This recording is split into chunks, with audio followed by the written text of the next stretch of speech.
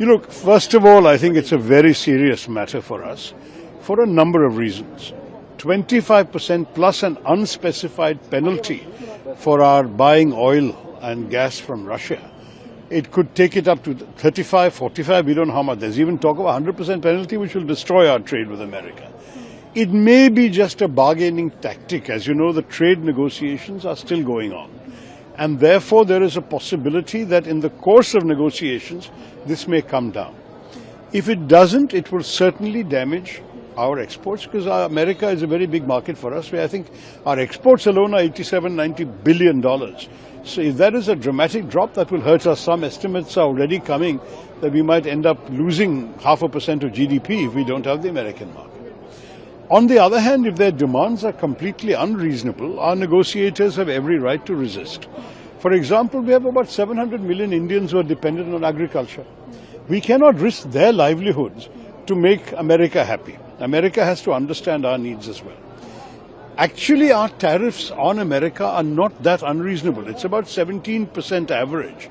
And American goods are not priced that competitively that they can sell so much in the Indian market. If Mr. Trump thinks, oh, bade market hai, we can sell a lot of items, then they have to look at their own prices. Are they competitive? Most of the things they want to sell us as manufactured goods are cheaper from other suppliers. Everyone will buy what they can afford to buy. So this also the Americans have to realize. I do believe the American stand has not been totally reasonable. And I believe our stand, we can possibly show some flexibility, but there is a limit to how much flexibility we can show. Everything depends on the ongoing negotiations. I wish our negotiators good luck and good courage, because we can't afford to buckle under. We have to keep our national interests as number one in our mind. Now, look, I mean, the honest truth is that the Russian economy is half the size of our economy. So you can't rely on, and Russia has become increasingly dependent on China as well. So we have to bear all this in mind. Look, it's a very complex scenario. We can't just talk in 5 minutes about it.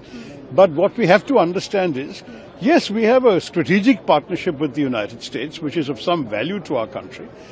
But there has to be a reasonable conversation amongst friends. You cannot have a situation where one side makes unilateral demands and us as a country, we have to just take it lying down. That will not happen. India is a proud and self-respecting independent nation. We have our interests, we have our red lines, and on that basis, there will be some things we can discuss, some things we will not be able to, just as they also have their own red lines. So I think there has to be some give and take.